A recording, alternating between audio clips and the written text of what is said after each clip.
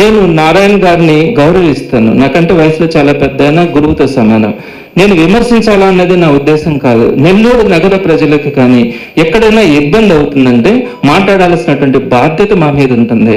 ఆ ఉద్దేశంతోనే ఈ పాయింట్స్ అన్నిటి కూడా మీ దృష్టికి తీసుకురావడమే. కానీ మీరు దీన్ని ఏదో మేము రాజకీయంగా వాడుకోవాలని నేను ఏ రోజైనా మాట్లాడానా? ఇంత ఎఫర్ట్స్లో నేను ఏ రోజైనా కూడా కనీసం ప్రెస్కైనా లీక్ చేసినానా?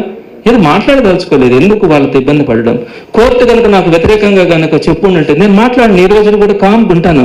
ఎఫర్ట్స్ అన్ని పెట్టినా నేనేం మాట్లాడను. సో కోర్టు కూడా ఈ విధంగా చెప్పింది కాబట్టి నేను మీ దృష్టికి కూడా తీసుకొని వస్తా ఉన్నాను. రేపటి రోజు నేను కలెక్టర్ గారి దగ్గరికి వెళ్తాను, ఈ జడ్జిమెంట్ ఈ విధంగా ఉంది, దీన్ని ఇంప్లిమెంట్ చేయండి అని నేను కలెక్టర్ గారిని కూడా రేపు కలవబోతా ఉన్నాను. మీరు ఆలోచించండి ఒక్కసారి, అక్కడ 200 షాపులు పెడితే ఆ షాపులోకి ఏమైనా జరుగుతాయా? ఆ ప్లేస్ పరిస్థితి ఏంటి? ఆ కాలం పరిస్థితి ఏంటి? అవి ఏమీ చేయకుండా మీకు దీన్ని ఇచ్చే అధికారం ఎవరిచ్చినారు? అదేవిధంగా మన ఇన్స్టిట్యూషన్స్ ముందుగా ఆ విధంగా షాపులు పెడితే మనం గమనుంటామా? సో ఇది మంచి పద్ధతి కాదు అని తెలియజేస్తాను. అదేవిధంగా ఇంకొక 2 ఇష్యూస్ కూడా ఉన్నాయి. వాటి గురించి కూడా నేను రేపేళ్ళలో మీ దృష్టికి తీసుకురావడం కూడా జరుగుతుంది.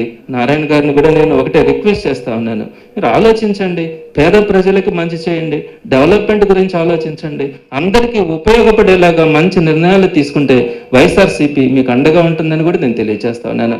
అంతేగాని ఇలా ప్రజలకు ఇబ్బంది కలిగే పరిస్థితులు, మీ కార్యకర్తలు మీ నాయకుల కోసం నెల్లూరు సిటీని తాకట్టు పట్టే పరిస్థితి ఉంటే మాత్రం ఇటువంటి పరిస్థితులు వైఎస్ఆర్సీపీ ఒప్పుకోదని కూడా తెలియజేస్తా ఉన్నాను.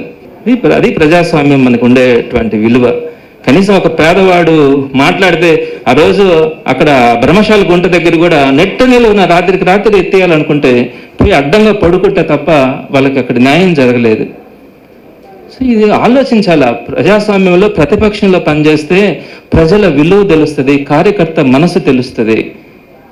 ఈరోజు ప్రతిపక్షంలో ఉన్నాము, మేము తిరుగుతూ ఉన్నాము, ప్రజల మధ్యలో ఉన్నాము, వాళ్ళ బాధలు తెలుస్తూ ఉన్నాయి.